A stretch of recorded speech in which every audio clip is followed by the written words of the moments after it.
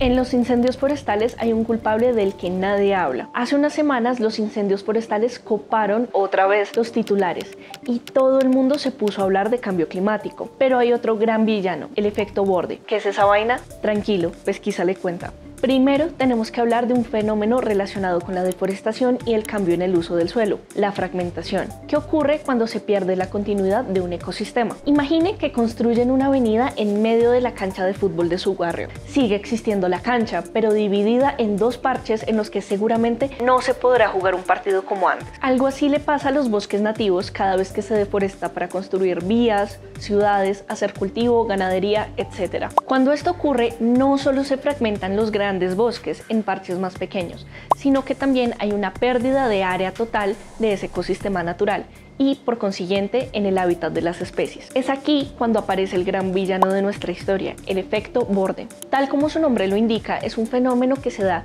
cuando los bordes de los parches de bosque nativo se encuentran con una matriz perturbada por el ser humano, como un potrero o un cultivo.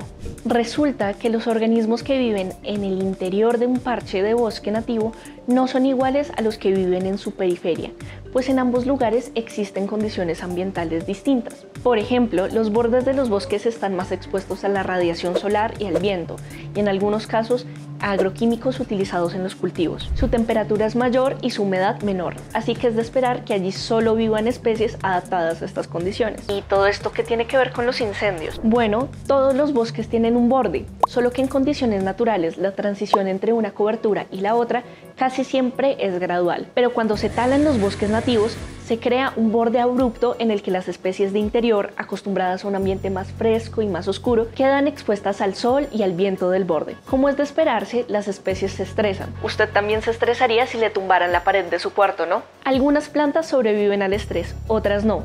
La muerte de árboles que se caen y crean claros en el bosque crea un efecto dominó que termina en la muerte de sus aledaños. Cuando mueren, toda la materia vegetal queda en el suelo y el viento y la radiación solar se encargan de secarla. Viento, madera, hojarasca seca. ¿Sabe para qué son perfectas esas condiciones? Exacto, para el fuego, que ahora tiene un montón de combustible para quemar. Pero eso no es todo.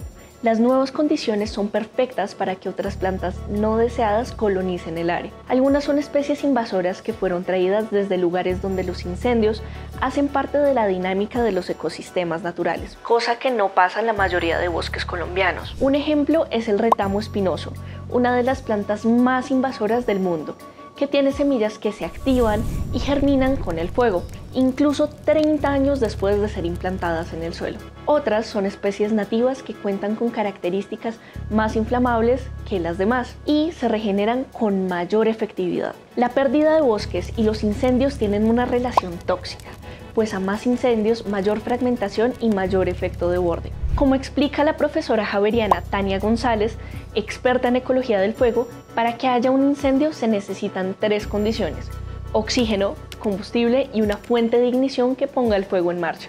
Tristemente, la gran mayoría de incendios forestales son provocados por el ser humano. Frecuentemente son una estrategia para actividades económicas como la ganadería. Ojo, hay usos tradicionales del fuego que no ponen en jaque los ecosistemas. La fragmentación también hace que cada vez sea más sencillo que las personas accedan a los bosques y enciendan la chispa. Los incendios que han azotado Colombia justamente se sitúan en las regiones donde la fragmentación es más dramática, como en los valles del río Cauca y del río Magdalena, y los márgenes de la selva amazónica. No es de extrañar. En nuestro país solo nos queda un 30% de la cobertura original del bosque andino y un 8% de bosque seco tropical. Con parches tan diminutos, ya prácticamente no existen áreas internas de bosque, solo bordes incendiables. Según el Libro Rojo de Ecosistemas Colombianos, cerca del 60% de los ecosistemas colombianos están en riesgo de extinguirse. ¿Qué podemos hacer para salvarlos de incendios que aceleren su deterioro? El experto en efectos de borde y profesor javeriano Nicolás Urbina argumenta que las estrategias de conservación de especies que únicamente habitan en los sitios de interior del bosque nativo y la restauración de estos hábitats no deben enfocarse solamente en conectar bordes de bosque, sino en expandir sus núcleos, que tienen verdadera resistencia contra incendios. Esto se logra creando afuera del bosque nativo coberturas que ayuden a que el cambio de condiciones ambientales sea gradual, Por ejemplo, implementando sistemas de producción agrosilvopastoriles, es decir, que integren agricultura, ganadería y cultivo de bosques alrededor de los parches de bosque. Por su parte, Tania González sugiere adoptar políticas de manejo integral de fuego, que tengan en cuenta el rol ecológico, el rol cultural y el manejo del fuego. ¿Ya conocía el efecto borde y su importancia en los incendios forestales? Cuéntenos en los comentarios.